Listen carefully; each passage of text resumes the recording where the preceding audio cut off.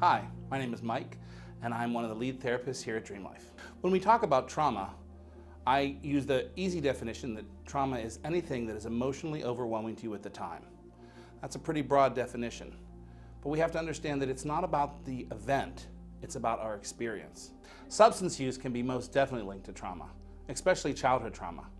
When we consider adverse childhood experiences, ACEs, there's a long-term study that's been done on ACEs, and it's done for medical terms, for mental health concerns, and substance use disorder.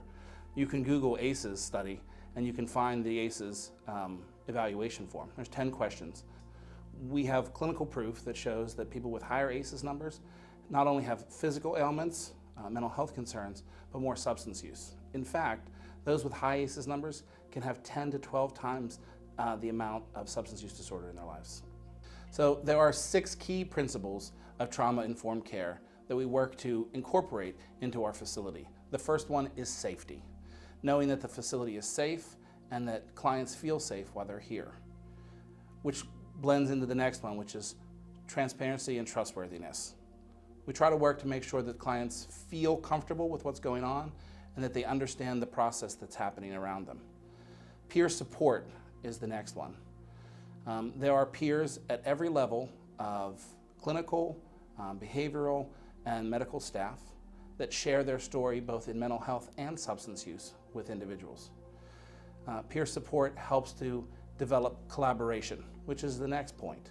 Collaboration helps to encourage a person to make decisions for themselves. Where do you want to be? How do you want to get there? And that creates empowerment, which is the next phase. Empowerment is really important to me. I want to make sure that clients realize they're not victims.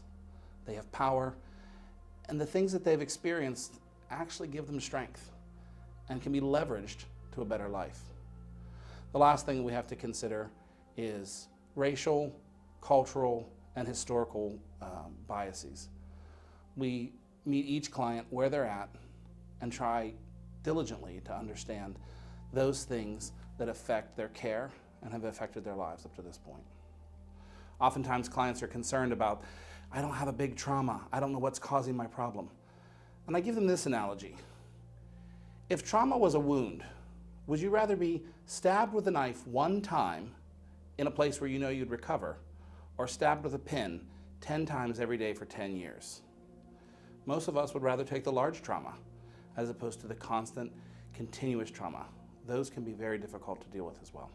When processing through your trauma, there are a multitude of treatment options. Some of the gold standards are trauma-informed cognitive behavioral therapy, emotionally focused therapy, exposure therapy are all very good.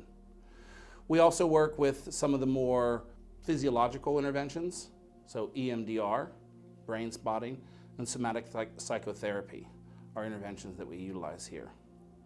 At Dream Life, we continue to extend that realm of possibilities into holistic options. So yoga, mindfulness and meditation, sound and Reiki, all are available to help you work through your trauma in the way that you want to work through it.